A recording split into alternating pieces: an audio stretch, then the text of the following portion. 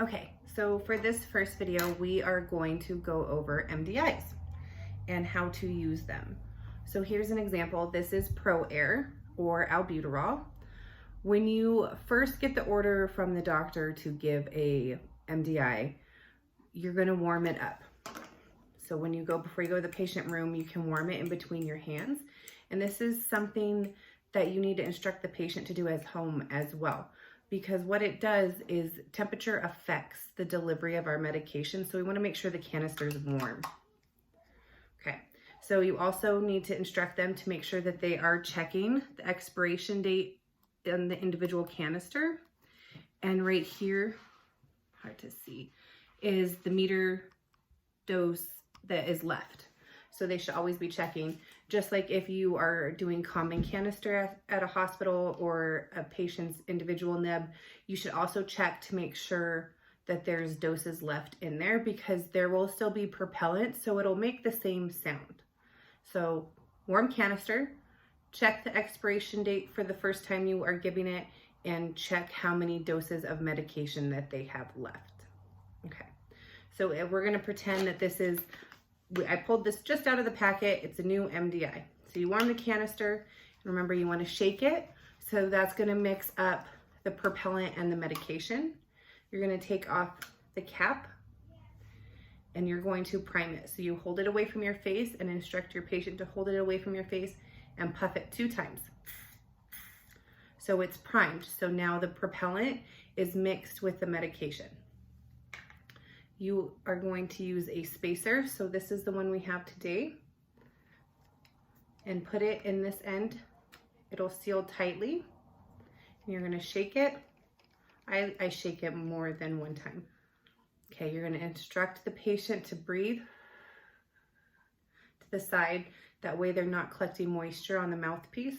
This is my personal spacer, so I'm going to demonstrate how you do it. So you breathe to the side,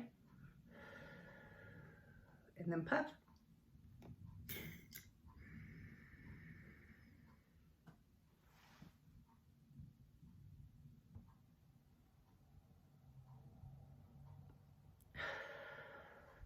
So puff, deep breath in, and then instruct them to hold it for 10 seconds.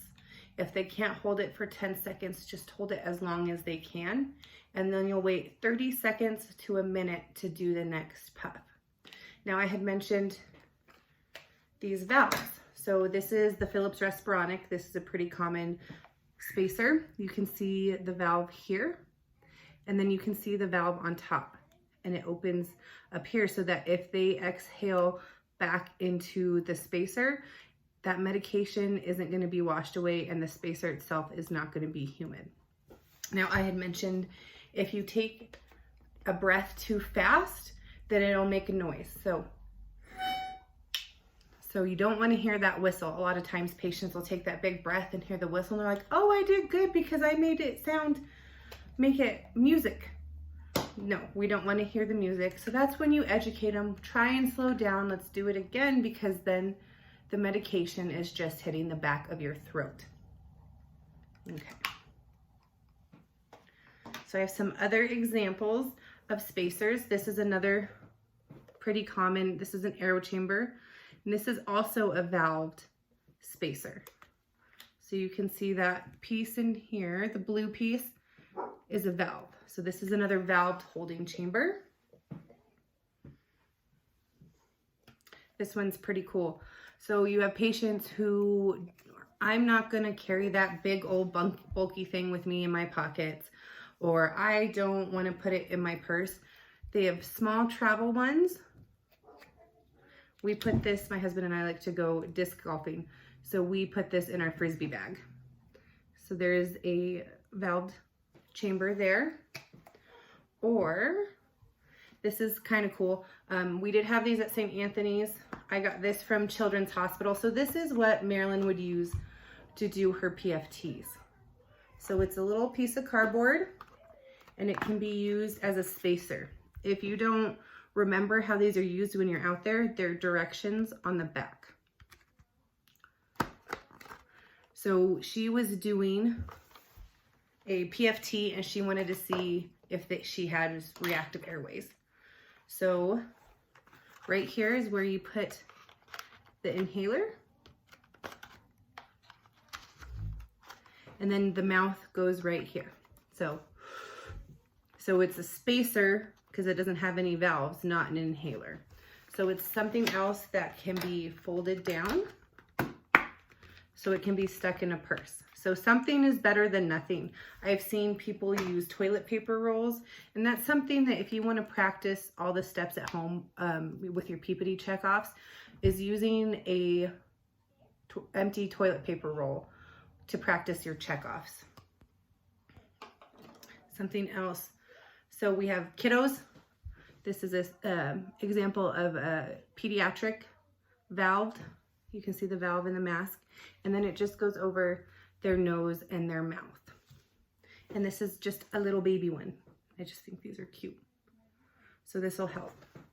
A lot of times, I know the Philips, I don't have any anymore because Marilyn uses the mouthpiece. But when Marilyn was little, they had masks that would attach to the mouthpiece. And then we'll go over in pediatrics how to administer those to a kiddo. When they're really little, you can just count to 5 deep breaths or 5 normal breaths, and they should get all the medicine. Okay, I think that is all. Oh, you also want to make sure that they are reading how to store these properly. So they need to be stored in a dry place in room temperature. They come in a box. I don't have one right here. They come in a box, and so they can put them back in the box and put them up somewhere dry and safe. And every time they do a new puff, they need to check and make sure that the mouthpiece is clean. They can clean it with alcohol wipes. They can wipe it off with a clean washcloth. They're pretty easy to clean. All right, thank you.